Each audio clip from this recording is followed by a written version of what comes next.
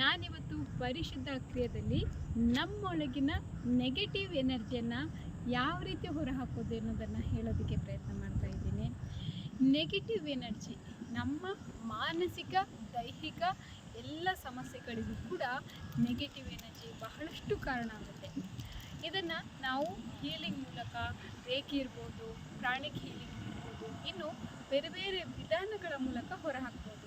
ನಾನಿವತ್ತು ಅತ್ಯಂತ ಸುಲಭವಾದಂತಹ ಟ್ಯಾಪಿಂಗ್ ಮೂಲಕ ನಮ್ಮ ನೆಗೆಟಿವ್ ಎನರ್ಜಿನ ಹೊರಹಾಕೋದ್ರ ಬಗ್ಗೆ ಹೇಳ್ತಾ ಇದ್ದೀನಿ. ಈಗಾಗಲೇ ತುಂಬ ಬಾರಿ ಹೇಳಿದ್ದೇನೆ, ನಮ್ಮ ಈ ಬೆರಳುಗಳು 5 ಬೆರಳುಗಳು ಕೂಡ ಪಂಚತತ್ವಕ್ಕೆ ಸಂಬಂಧಪಟ್ಟಿರುವಂತಹ ಬೆರಳು.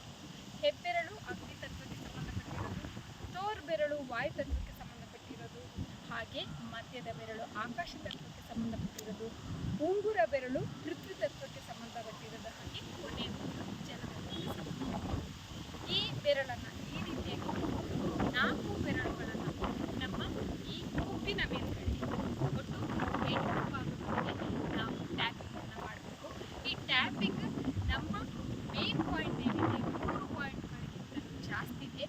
ಆದರೆ ಇವತ್ತು ನಾನು ಅತ್ಯಂತ ಸುಲಭವಾಗಿ ಕೆಲವು ಭಾಗಗಳನ್ನು ನಮ್ಮ ಮೇಲಿನ ಭಾಗಕ್ಕೆ ಈ ರೀತಿ ನಾವು ತಟ್ಟೋದ್ರಿಂದ ನಮ್ಮ ನೆಗೆಟಿವ್ ಎನರ್ಜಿಯನ್ನು ಹೊರಹಾಕ್ಬೋದು. ಹಾಗೆ ನಮ್ಮ ಗ್ಯಾಸ್ಟ್ರಿಕ್ ಸಮಸ್ಯೆ ಇರ್ಬೋದು, ದೇಹದ ಒತ್ತಡ ಇರ್ಬೋದು, ದೇಹದ ನೋವಿರ್ಬೋದು, ಮಾನಸಿಕ ಖಿನ್ನತೆ ಇರ್ಬೋದು, ಈ ಎಲ್ಲ ಸಮಸ್ಯೆಗಳಿಂದ ಹೊರಬರ್ಬೋದು.